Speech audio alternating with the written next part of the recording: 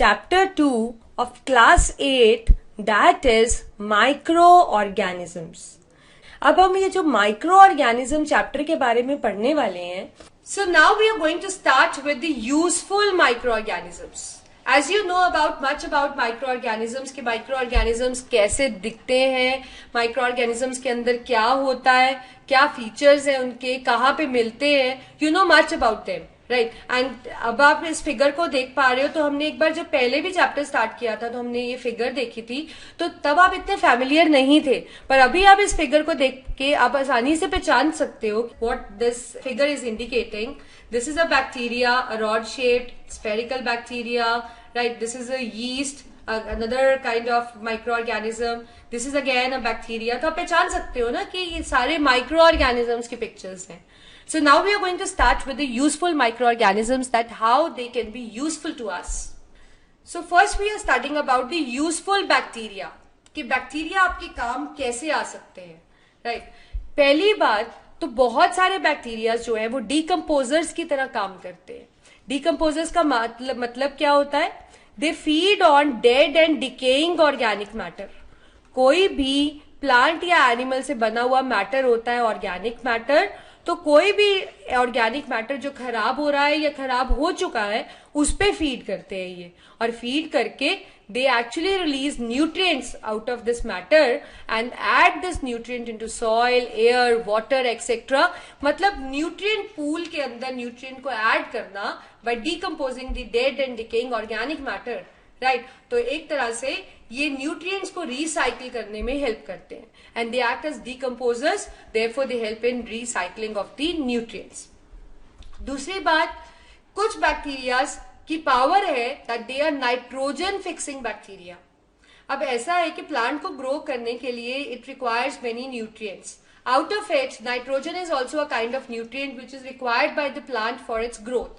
अब कुछ प्लांट्स ऐसे हैं हमारे पास जिनके रूट के नोड्यूल्स पे, as you can see in the figure, this is one of the leguminous plant. This is one of the leguminous plant. Leguminous plants वो प्लांट्स हैं जिनके रूट्स में ऐसे नोड्यूल्स दिखते हैं. These are all nodules. इन nodules के अंदर एक स्पेशल तरह का बैक्टीरिया होता है, that is Rhizobium. That is Rhizobium. ये जो बैक्टीरिया इन नोड्यूल्स में होता है, it actually has a power to fix the nitrogen, atmospheric nitrogen. So it is a nitrogen fixing bacteria which is present in root nodules. और ये किसमें help करता है? नाइट्रोजन फिक्स करके नाइट्रोजन को सॉइल के अंदर ऐड करता है. तो आप कह सकते हो it helps in maintaining the fertility of the soil. मतलब सॉइल के अंदर सारे न्यूट्रिएंट्स रहे जिसमें से नाइट्रोजन भी एक है, उसके कंटेंट को मेंटेन करने में हेल्प करता है. कुछ bacterias they help in treating sewage, और सीवेज को ट्रीट करके they help in producing the biogas. आपको पता है कि बायोगैस एक फ्यूल है, राइट? और ये बायोगैस आप अलग अलग पर्पसेस के लिए एज अ फ्यूल यूज करते हो. तो ये बायोगैस कैसे प्रोड्यूस होती है? सीवेज को, जो बायोगैस प्लांट्स होते हैं उनमें सीवेज का यूज होता है, वहां पे बैक्टीरियाज अपने आप डेवलप करते हैं, इसको डिकम्पोज करते हैं, और as a result what you get is a fuel, that is biogas, a safe fuel which can be use for many purposes. ऐसे ही बहुत सारे हर्बीवोर्स हैं. हर्बीवोर्स कौन से होते हैं? जो कि प्लांट्स खाते हैं, right? Which feed on, they are plant eaters you can say. तो बहुत सारे हर्बीवोर्स के अंदर कुछ ऐसे बैक्टीरिया स्टमक में which can actually help in digesting the cellulose, but we are lacking that kind of bacteria. हम ह्यूमंस के अंदर वो बैक्टीरिया नहीं है, राइट? लेकिन जो हर्बीवोर्स हैं, they have cellulose digesting bacteria in their stomach which can actually digest the cell wall also. Plants की सेल वॉल किससे बनी होती है? सेलुलोज से बनी होती है ना. तो they can actually digest the cellulose of the cell wall as they are having the digesting bacteria, a special kind of bacteria in their stomach. तो इसका मतलब herbivores में ये बहुत important काम कर रहे हैं. They are actually helping in the digestion of the cellulose. कुछ बैक्टीरियाज ऐसे हैं, they help in making the antibiotics like penicillin. They are helping in making the antibiotics. और आपको पता है एंटीबायोटिक्स आप क्यों खाते हो? Antibiotics are always taken in order to prevent the growth or suppress the growth of the microorganism. Suppose आपको कोई माइक्रो ऑर्गेनिज्म आपकी बॉडी के अंदर एंटर कर गया और उससे आपको कोई डिजीज हो गई, तो what doctor will prescribe? Obviously the doctor will prescribe you to take the antibiotics. तो एंटीबायोटिक्स का ये काम है कि antibiotics when you take, so they actually suppress the growth, या फिर कोई जो माइक्रो ऑर्गेनिज्म के टॉक्सिन मटेरियल आपकी बॉडी के अंदर हार्मफुल सिक्रीशन कर दिया है माइक्रो ऑर्गेनिज्म में, जिसके कारण आपको डिजीज हो रही है, तो उसकी ग्रोथ को या उसकी टॉक्सिसिटी को खत्म करते हैं. So these are what the antibiotics. The antibiotics, you can say they are the chemicals which are actually when taken they suppress the growth of microorganism or prevent the growth of microorganisms, or they just make the microorganism inactive. तो किसी भी तरीके से वो काम करे, they are just helping us to save us from the disease.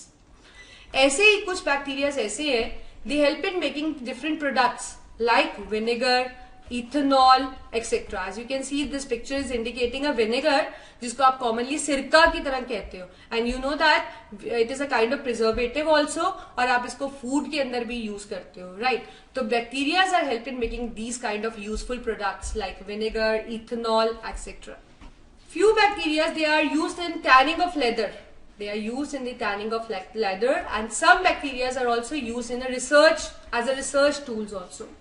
So bacteria, तो आप देखिए कितना important काम कर रहे हैं. They are actually serving an important use in each and every industry, almost in every industry, in every field, right? तो bacteria are very important. इनकी usefulness तो बहुत ज्यादा है, जो कि आपने देखा भी है अभी कि कहाँ पे कितने important काम कर रहे हैं. ऐसे ही कुछ बैक्टीरिया जो है हमारे पास, they promotes curd formation. अब कैसे आप कर्ड कैसे बनाते हो? आप दूध लेते हो, you take milk, right? इसको आप थोड़ा सा गरम करते हो, थोड़ा सा वार्म करते हो, फिर आप इसके अंदर 1 स्पून दही का डालते हो, राइट?